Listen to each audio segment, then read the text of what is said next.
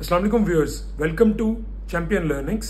मैं हूं उस्मान शहजाद और आज अब बात करेंगे विजडम के बारे में। अब विजडम जो है बेसिकली वो अंडरस्टैंडिंग है अबाउट लाइफ, अबाउट आर्ट, कुछ भी किसी भी एस्पेक्ट ऑफ लाइफ में हो सकता है। उसके बारे में अगर आपको अंडरस्टैंडिंग है तो ये कह सकते हैं कि आप वाइज हैं। अब वो जो अंडरस्टैंडिंग है वो नॉलेज से भी बन सकती है, वो एक्सपीरियंसेस से बन सकती है, वो आपकी ऑब्जर्वेशन से बन सकती है कि आपने लोगों को ऑब्जर्व किया या चीजों को ऑब्जर्व किया या नेचर के फिनोमिनास को ऑब्जर्व किया, तो इन सब से विजडम जो है वो बनता है। अब वाइज बंदा जो होता है ना, वो हर चीज से सीखता है, हर बंदे से सीखता है, उसका लर्निंग एटीट्यूड होता है हमेशा। हमेशा एक वाइज बंदे की कोशिश यही होती है कि वो जिन भी लोगों के साथ कांटेक्ट में आता है, उसके फैमिली मेंबर्स भी हो सकते हैं, दोस्त भी हो सकते हैं, या बाहर अपने काम के सिलसिले में जैसे आप लोगों से मिलते हो, तो वो बंदा हमेशा सीखने की कोशिश करता है, सर्कमस्टांसेस से भी सीखने की कोशिश करता है, जो भी चैलेंजेस होते हैं उनसे कोशिश करता है कुछ ना कुछ सीखने की। सक्सेस से भी सीखता है, फेलियर से भी सीखता है। अब एक वाइज बंदा जो होता है ना, उसके सीखने का तरीका एक जाहिल जैसा होता है। वो जाहिल आदमी की तरह सीखता है, मतलब वो ऐसे किसी चीज में दिमाग लगाता है जैसे उसको पता ही कुछ नहीं है उसके बारे में। चाहे वो बहुत सारी इंफॉर्मेशन रखता भी हो माइंड में, वो अपने माइंड को बिल्कुल एक क्लीन स्लेट की तरह रखता है और बिल्कुल एक छोटे बच्चे की तरह सीखने की कोशिश करता है। अब अगर नंबर वाइज बात की जाए तो वाइज लोग जो हैं वो दुनिया में बहुत ही कम होते हैं। आप अपने इर्द गिर्द ही देख लो, आई एम वेरी श्योर कि बहुत ही कम लोग ऐसे होंगे जो कि एक्चुअल में वाइज होंगे। उनको अंडरस्टैंडिंग होगी जिंदगी के बारे में, वो आर्ट को समझते होंगे, और भी बहुत सारे एस्पेक्ट्स हैं। आइडियाज के बारे में हमारी सोसाइटी में बहुत ही कम बात की जाती है। वो आइडिया कुछ भी हो सकता है, किसी आर्ट रिलेटेड हो सकता है, या वैसे अबाउट लाइफ हो सकता है, माइंड के बारे में। बहुत ही कम लोग मिलेंगे आपको ऐसे बात करने वाले। अब इसकी वजह ज्यादा ये भी है कि लोग अपने आप को ही नहीं समझते, अपने माइंड को ही नहीं समझते, तो दूसरों को क्या समझेंगे और दूसरी चीजों को क्या समझेंगे, आर्ट को कैसे समझेंगे। अपने आप के बारे में अंडरस्टैंडिंग होनी चाहिए ना। पहले तो आपको अपने थॉट्स को समझ आना चाहिए, ये समझ आना चाहिए कि आपका ब्रेन कैसे काम करता है, तो ही आप दूसरी चीजों में भी दिमाग लगा सकते हो फिर। अब विजडम का ये है कि जरूरी नहीं है कि ये बुक से ही आए। हालांकि बुक्स एक बहुत ही इफेक्टिव तरीका है विजडम को गेन करने का, जब आप दूसरों से सीखते हो एक्चुअल में। उसके अलावा वीडियो से आप सीख सकते हो, लेकिन जरूरी नहीं है कि यहीं से आए। सिर्फ अगर आप एक जगह बैठकर साइलेंटली ऑब्जर्व भी करो ना, तो कई बार आप बहुत कुछ सीख सकते हो।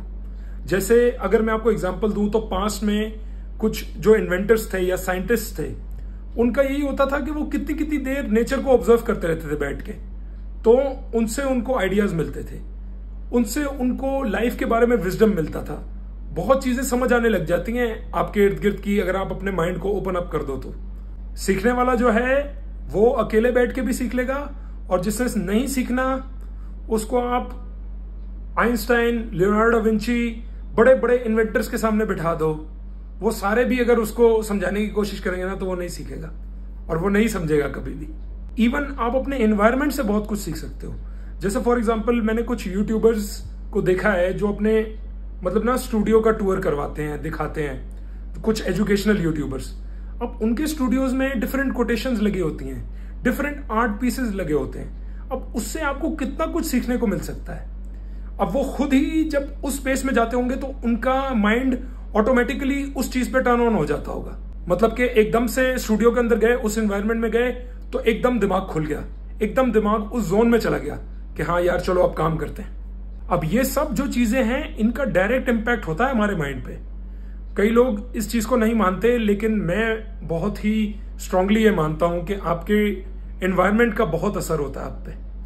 वो आपका रूम भी हो सकता है, स्टूडियो हो सकता है, ऑफिस हो सकता है, किसी भी जगह जहां आप रहते हो या आप कुछ घंटे वहां स्पेंड करते हो, अगर वो वाकई सही तरह डिजाइन किया आपने तो वाकई उसका इम्पैक्ट आपकी ब्रेन पे आता है।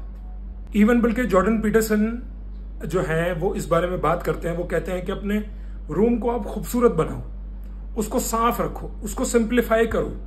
मतलब ये चीज वाकई हमारे ब्रेन पे इम्पैक्ट करती है। और खूबसूरत बनाने का मतलब ये नहीं है कि आप दुनिया जहान की मतलब आप अफोर्ड नहीं कर सकते और आपने सारी एक्सपेंसिव चीजें लाके रख दी, ऐसा कुछ नहीं है। सिंपल चीजें भी रख के, कई बारी जिसने देखना है वो सिंप्लिसिटी में भी आर्ट देख लेगा और जो नहीं देख सकता वो 1 करोड़ की पेंटिंग में भी आर्ट नहीं देख सकता। एक तो है कि ये यूनिवर्स, इसका एक क्रिएटर है जो कि खुदा है, और एक आपके अपने अंदर भी एक यूनिवर्स है, उसके मास्टर आप हो, उसके क्रिएटर आप हो। तो उसको क्रिएट करने में अपनी सारी एनर्जीज लगा दो, क्योंकि आपने किसी की जिंदगी का ठेका नहीं लिया हुआ, लेकिन अपनी जिंदगी का तो लिया हुआ है ना, तो बस उस पे काम हमेशा करते रहो। अब वाइज लोगों का ये है कि मैंने ओपन माइंडेड वाले सेशन में भी बताया था कि सारे पर्सपेक्टिव्स जो बंदा कंसिडर करता है ना वो वाइज होता है। ये नहीं है कि जो पर्सपेक्टिव मेरा है अगर उससे सिमिलर हो या मैचिंग हो तो ही मैं कंसिडर करूंगा, ऐसा कुछ नहीं है। डिफरेंट पर्सपेक्टिव्स को कंसिडर कर सकते हैं, वो उनके लिए सही गलत कुछ नहीं होता। अब वाइज लोगों की एक बड़ी कमाल की आदत होती है कि वो टाइम को भी बड़ी अच्छी तरह मैनेज कर सकते हैं, टाइम को कंट्रोल करते हैं। उनका फुल कंट्रोल होता है अपने हर घंटे पे। मतलब उनको पता है कि कहीं भी टाइम वेस्ट नहीं करना है, क्योंकि टाइम बहुत ही ज्यादा वैल्यूबल चीज है। अगर टाइम होगा तो ही फायदा है जिंदगी का, नहीं तो कोई फायदा नहीं है। क्योंकि अगर आपने पैसा भी कमा लिया, मैं कहता हूं करोड़ों रुपया भी कमा लिया, लेकिन अगर आपके पास टाइम ही नहीं है तो वो सब यूजलेस है। वाइज लोगों की एक बड़ी कमाल की क्वालिटी है कि वो ऐसी एक्टिविटीज में एंगेज रहते हैं जो कि उनके माइंड को विद टाइम डेवलप करती रहती हैं। चैलेंजिंग एक्टिविटीज होती हैं। माइंड को वो लोग कभी भी एक्सपायर नहीं होने देते किसी भी कॉस्ट पे। वाइज लोग अपनी इंडिविजुअलिटी में तो रहते हैं, मैं सब मानता हूं इस बात को कि इंडिविजुअलिटी तो उनके अंदर होती है एक, लेकिन वो कोलैबोरेशन में भी बिलीव करते हैं।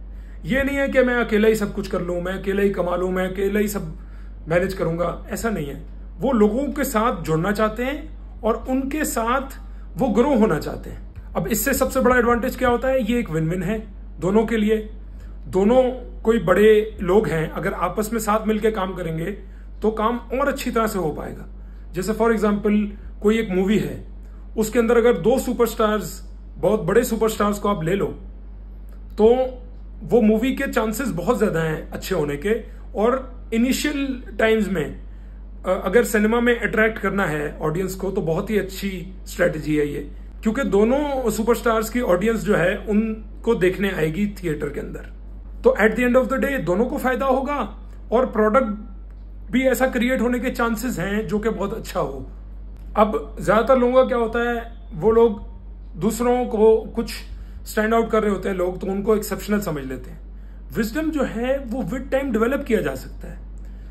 ऐसा नहीं है कि कोई अगर बहुत स्मार्ट है दिमाग से तो वो ही वाइज होगा हमेशा, नहीं। कई लोग बड़े बेवकूफ होते हैं शुरू में, लेकिन आहिस्ता आहिस्ता उनका विजडम डेवलप हो जाता है कोई भी काम करके। और विजडम जो है ना वो काम करके डेवलप होता है। कोई भी काम आप वैसे कर रहे हो या अपने ऊपर काम कर रहे हो, सेल्फ लर्निंग, उससे भी विजडम डेवलप होता है। ऑनेस्ट लोग जो होते हैं ना वो भी वाइज होते हैं बहुत ज्यादा, क्योंकि मुझे ऐसा लगता है कि जो एक्चुअल में सच्चा बंदा होता है ना अपने काम में भी और खुद वैसे जबान से भी, वो ही लंबा जाता है। वो ही एक लंबी रेस का घोड़ा है, बाकी सब आते हैं और चले जाते हैं। और कई बार क्या होता है कि सच बोलने से या सच्चा रहने से आपको शॉर्ट टर्म में पेन्स भी होते हैं, बहुत मुश्किलात का सामना भी करना पड़ सकता है, लेकिन लॉन्ग टर्म में आपकी सक्सेस पक्की है। ये तो मतलब पक्की बात है, लिखी हुई बात है। तो व्यूअर्स, आई होप इस वीडियो से आपको कुछ ना कुछ सीखने को मिला होगा। अगर वाकई सीखने को मिला हो तो प्लीज वीडियो को लाइक करें, शेयर करें और चैनल को जरूर सब्सक्राइब करें। Thank you so much for watching. Allah Hafiz.